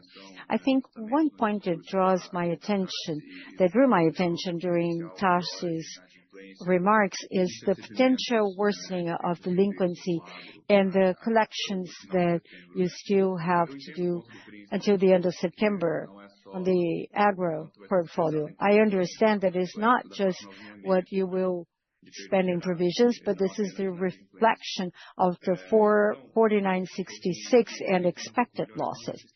I would just like to understand how you are seeing these receivables and what you think in terms of short-term results, looking at June, July, and August. Because the challenge for us is, like, if we have a bottom line so much under pressure like this, or even worse, As we've seen, maybe what is implicit is an impressive improvement in the fourth quarter. I would just like to get a better understanding of what is more comfortable for you in that provisions guidance, considering a possible deterioration in the agro portfolio, and what would lead the results to improve substantially in the fourth quarter. What really drew my attention looking at the agro portfolio was the capacity of payment of farmers, because they are very much leveraged, not only with you, but with other banks. And as Tarci was saying, they're doing barters and they are looking for other types of funding. That's why it's difficult for us to have visibility in terms of the farmers' preference and, who they would choose to pay first. And so maybe in terms of provision in the third and fourth quarter, we could probably be discussing something which would be above the guidance. Perfect, Rueti. I think you answer most part of your question. I mean, the receivables in the agro portfolio continue to be pressured. The different thing is that we are one of the very few players that have the conditions to give them another full support for the next crop year. A lot of the customers and all the other companies are hurt with the situation, but we have a very good relationship with our clients. It's a long-standing relationship. So we want them to take advantage of the resources available for the next crop year. And then I think that we will be able to look at delinquency in more details. In terms of ALL, the worsening of the risk is already captured in that evolution from 10 billion in the first quarter to 16 billion in the second quarter. So if you add both periods, we come to 26. If we look at the average part of the guidance, we will be delivering 28 in the second quarter. So, see, we are getting prepared to a forthcoming risk scenario. Our balance sheet is robust, and we are not denying that the risk still exists. That's why credit risk will remain under pressure, and it will probably be higher than the one that we delivered in the first half of the year. So provisions are no longer necessarily linked to late payments, but they reflect the management of the entire portfolio under the mechanism of expected loss. That's why I anticipate future risk, and the rest is performance. Performance that we must have to make improvements in the credit risk. So there's no secret. Anticipation of risk, better origination, and total focus on receivables, recovery, and collection. And there is probably a hidden information, but you can tell that this entire collection strategy is already reflected in the performance of the second quarter. We resumed our historical levels of 2 billion of loss recoveries, and there is another interesting piece of information, and this is very much in line with this new strategy, because for the first time, we surpassed by far half of that recovery in cash. In the past, we would recover half in cash and half installments. And in the second quarter, not only we recovered that 2 billion, we also recovered 65% of it in cash. There is a lot of strategy that dialogues with the guidance of the credit risk. Prince, I think it's also important that we talk about proximity with our clients. Agro is a very unique thing because it is very different from delinquency of individuals. I mean, the agribusiness client is not going to take their farm and take it someplace else. I mean, he is delinquent with the bank, but he continues to plant. We have a colleague that serves that client in the branch, so the 20,000, when again I said 74%, they were never delinquent until 2023. The fact that they didn't pay for that transaction, it doesn't mean that they are no longer productive because they are paying.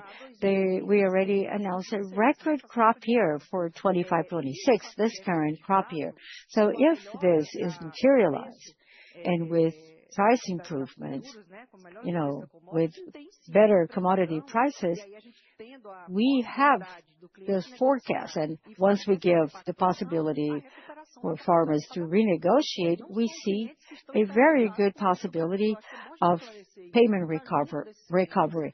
We are working side by side with clients because we want to bring them back to this cycle when they will be able to pay their debt to the bank. So clients are still producing, they are still planting. He's just delinquent. We are just trying to recover that credit, to the breadth of their payment capacity.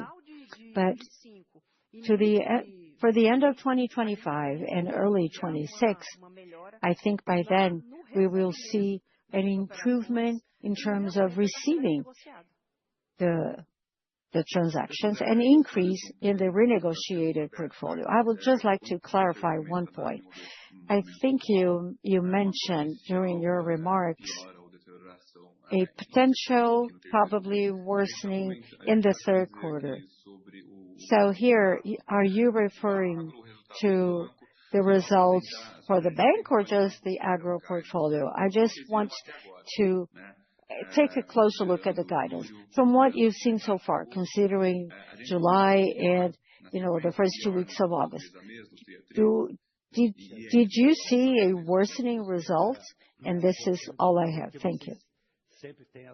You always have this eagerness to look at, the next quarter.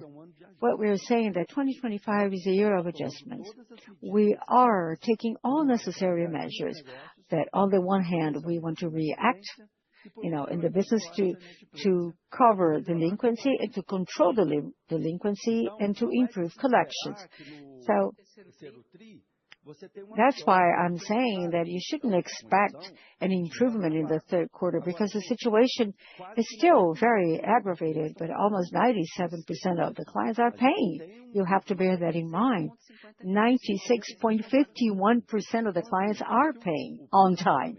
So what Prince is saying is that because of the delay of last year's crop, there are some maturities that are coming in July, August, and September. Therefore, you should expect similar behavior when compared to the second half, and that's when the maturities happen. But we are not just sitting and waiting in the branch.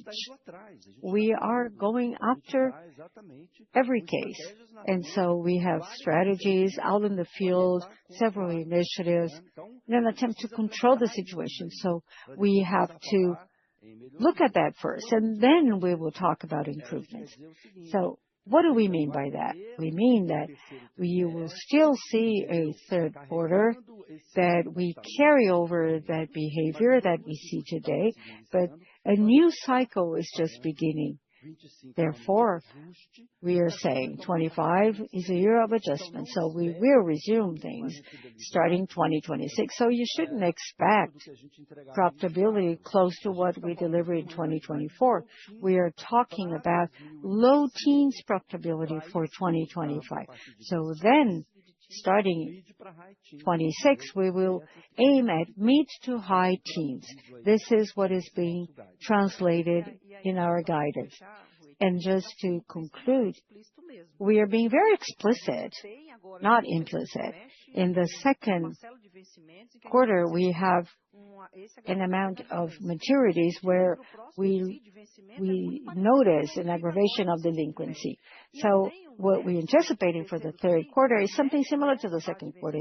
For the third quarter, we have maturities that come from clients that presented the same delinquency characteristics. Prudentially speaking, we are anticipating that, and in the guidance, we already contemplate that deterioration for the third quarter. We are working hard, right? What is very different from the third and the second? Because now, in the third quarter, there will be the beginning of a new crop year, and we have to do disbursements, and God doesn't wait, the rain will come, you have to plant. The third quarter may be even better than the second because it's the beginning of a new crop year. That's why now we see a better negotiation power in the third quarter when compared to the second.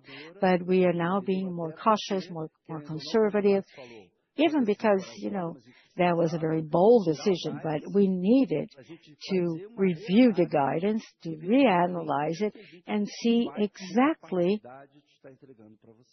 what is our delivery capacity. Okay? Thank you. Thank you very much for your time. Thank you, Ruete. Our next question, Marcelo Mizrahi at Bradesco.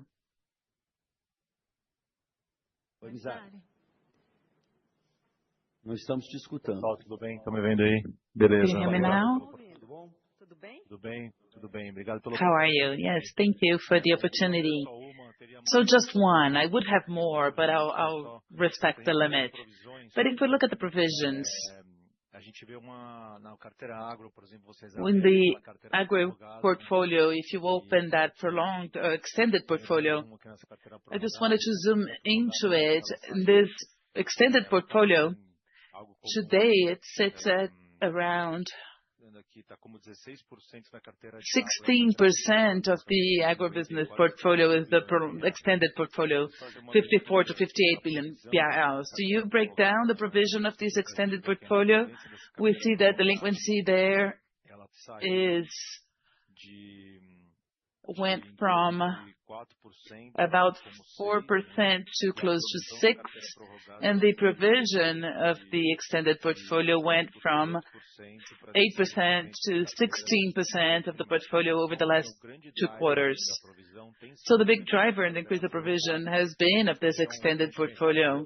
If we look at the delta of the growth of the agribusiness portfolio, in addition to the delay, there's this aspect as well. As we see the need to increase this deferment and that you've been talking about, when you look at the dynamic of NPL creation, it seems that the provision of the next quarter is at a similar level. When we look at the dynamics of the extended portfolio, with the maturity above 30 days of the agribusiness NPL that went from 4 something to 5.5, it seems that the provision for the extended portfolio may increase even further, and that really does give the impression that the provision guidance depends on a substantial improvement in the fourth quarter. How comfortable are you with this extended portfolio? I understand that this is done before the maturity. I understand that it's not at stage 2 or 3, it's stage 1. But it's a very large volume, and any deterioration really does impact the indicators. I'd like to know what we can think about this extended portfolio and how you're comfortable with the reduction, how comfortable are you with the reduction of delinquency in this extended portfolio so that we can see an improvement in the fourth quarter and get in the guidance ranges for the year. Thank you. Great, Mizrahi. I think comfortable is not the word I'd use for this moment. We're very bothered with the extended portfolio, and we are working very strongly to mitigate risks. It's important for us to know what this extended portfolio is. It's very different from any other market. This is a portfolio where we extend it very rigorously with criterion, and it's related to the occurrence of weather events or incidents that generated material loss to the farmer. And when it's proven that by delaying this, by extending the portfolio, we realized that they had their ability to pay recomposed. So that's in the base of the extended portfolio formation. But obviously, when you get into a scenario where, in addition to those effects of the weather events, you add the leverage on the field, either by the use of new instruments or the increase in interest rates, you have an additional risk into this extended portfolio. And that's why we've been monitoring or provisioning ahead of time the risk that is becoming materialized in this portfolio. And then we can only understand the third and fourth quarter if you imagine that we've already done that in the second quarter. So the management will remain the same if necessary, or if the risks continue to materialize at those levels, even in the extended portfolio, we will constitute the expected loss at the same volume, and then it's expense. So the expenses we had in the second quarter obviously composes an inventory that will start helping me raise the protection for the subsequent quarters. And at no time do we say that there will be an improvement. The guidance really translates that in our volume of expected losses. Quite the opposite. So there's 26 in the first quarter. So I'm looking at least 28 in the second. So the dynamic is that. Where may we see an upside? It's precisely in the recovery and collection process, including with the maturities that we have in this portfolio. And everything that Giovanni mentioned earlier also goes for the maturities we have in the extended portfolio. It's not that the farmer today does not have the ability to pay anymore. They didn't have that ability at the time that the extension occurred, and for proven adverse effects. Now the challenge is to increase the specificity, and that has been bothering us in the volume of people not complying with these portfolios, and that's why it even is higher for the NPL formation. But we're demanding that they have to pay. Excellent. So the idea is that this extended portfolio continue to grow in coming quarters? It should continue to grow. Also because there are ongoing measures that have been proven by the National Monetary Council that allows us to grant extensions, but always compliant. We're audited on that. We always have to comply with this aspect. There must have been an adverse event, and we must prove the recomposition of this client's ability to pay.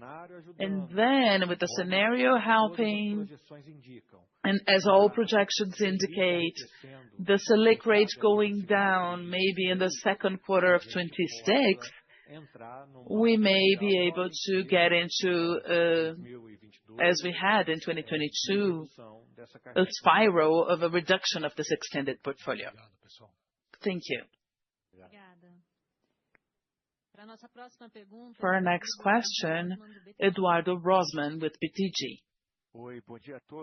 Hello, good morning, everyone. My question's about the economic plans. If the expenses have been occurring for years, and now if it's not recurrent, it's relevant, representing 20% of adjusted net income. So I'd like to understand until when we should see these expenses of economic plans. Hello, Rosman. Thank you for the question. This is a move that was led by Febraban along with our legal counsel here. And we had recently the trial in the Supreme Court and the ruling recognizing the constitutionality of the economic plans. And this is crucial for us to be able to effectively put an end or a closing to all of these reimbursement processes of the saving clients that were complaining. So we believe in that we receive a new term. We have an additional 2 years to conclude this, and we expect to effectively get to good term in the next 2 years, right, Prince? Yes, Giovanni and Rosman. Why does this expense go up? It's precisely because now is the time for us to definitively conclude this issue, because it has been declared constitutional, and in addition, there was an extension for another 2 years and no longer subject to extensions. Febraban's agreement with the entities that represent those savers. So we have 2 years. It's a window that we have to definitively conclude this point, and you will continue to see an acceleration on those numbers because we want to deliver. With the bank already fully freed of this judicial aspect that's been ongoing for more than 40 years. So we will accelerate strongly the agreements so that all demands are concluded and we can release this balance line in May 2027 at the latest. But our strategy is to get this to happen before that time. Thank you. Thank you, Rosman. Next question, Pedro Leduc at Itaú. Hello, good morning. Thank you for the call and taking the question. So getting out of the agribusiness a little bit, talking about individuals and companies, we also see a little bit of a deterioration in the portfolio. And unlike agribusiness, here the provisions are not covering the NPL formation, if I'm not mistaken, 70 to 80%, and that has been for some quarters. So my question is, under this new ALL guidance that you provided, does it already include the provisions for companies and individuals complying a little bit more or adhering to the NPL formation? And the second side of this is a lot of the credits that are overdue briefly should get into the stage 3 now in the third quarter or fourth, and stage 3 has almost not moved. And are you also considering the impact of that on NII in the new guidance? Thank you. Well, Pedro, it's a pleasure to see you again here. Thank you for the question. So first, the individual's portfolio, in our understanding, is in a very positive trajectory. Delinquency there is very restricted to non-payroll credit lines, where we already have been working quite strongly to fine-tune and taking the offer of worker credit there to regulate the delinquency of non-payroll loans. We are very confident that there will be a positive trajectory for these non-payroll credit lines that brings us the best risk-adjusted returns, and we've been working very strongly. And the other lines and credit cards, we're the bank that has gained the most market share, and with delinquency below the system's delinquency levels, and payroll loans performing, as you have seen, at a very satisfactory level. So this fine-tuning process is ongoing, and the majority of this portfolio is anchored in secured lines. You see a provisioning process that is based in expected loss models that bring a coverage that is lower than that one-off delinquency that has been arising from non-payroll loans, but we've been able to regulate quickly. Now, on the company side, there's something you need to look at with more depth, because part of that expected loss is offset by the Pronampe payments. So we've been getting at each quarter more or less 600 million paid by FGO. So delinquency runs in our balance sheet, but later or afterwards it is regulated by the payment of that fund, which explains the gap that you've been seeing in MP. And all of that is already considered in our guidance, even in our in the SMEs and even in our guidance margin. I don't know if you want to add to it. No, I think that's it. Thank you, Pedro. Now let's go to our next question from Yuri Fernandes with JP Morgan. Thank you and congratulations on your transparency. My question is on shareholders' equity, but less on the capital angle because that's understood. But also I wanted to know something about equity.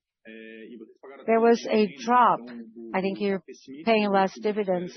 So I think that the growth of shareholders' equity should have been higher. There was something like 3 million BRL of adjustments and benefits, and I think, in my view, should be Previ. My question is whether this is in fact what happened, and how should I have a reading for the impacts going forward? Because with a different discount rate, the impact should be maybe, more challenging growth of shareholders' equity and maybe the results from Previ. I don't know whether you already have results for Previ, but Previ accounted for about 20% of the total number. So I would just like to know something around that concerning Previ. Okay, Yuri. In this next half year, we are already considering a higher discount rate. This is already reflected in the current value of liabilities. And the main element that led to this reduction in equity came from actuarial, mainly Previ and some healthcare plans. But we are already expecting a lower contribution. When we look at the effect on the P&L, we usually give you a soft guidance for the next quarters, looking at the half-year recognition of that accrual. Maybe 880 million. Last quarter, I think it was 980, but for this one, 880. So that's very clear. Thank you very much. Our next question is from Natalia Corfield with JP Morgan. Thank you for taking my question. Also, I'm asking about capitalization, and I think you already know what my question is. I didn't see any announcement about your perps. So I would just like to know if you made any decision about, the possible fall of this perps in October. Thank you. This is Giovanni. Thank you for your question. No, we haven't yet made a decision. We are still evaluating, and we are also taking into account opportunities. One thing that it's important to highlight is that if you look at it, if you look at our market NII, it was down mostly due to our institutional capitalization. I have a market of, financial notes or letras financeiras that has allowed us to expand that funding that could possibly replace our perps. So we are analyzing it, and we are looking to see what would be the best model given the current moment and where we could possibly make improvements to our NII. That's why we're taking that into account. We are checking the possibility of, calling the perps, but we haven't made that decision yet.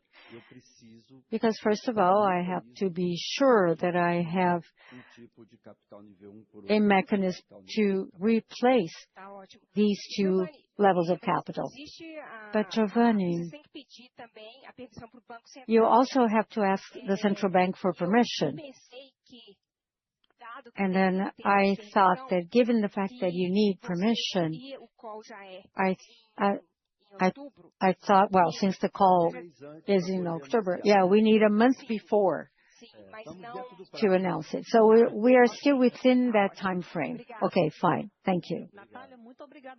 Natalia, thank you for joining us. Well, certainly, my pleasure. Well, with that, we conclude our Q&A session. Thank you so much for those who joined us today. And I would like to invite you to take a look at our materials that are available in the IR website. Thank you so much, and I hope to see you soon. Thank you all, and have a very good day.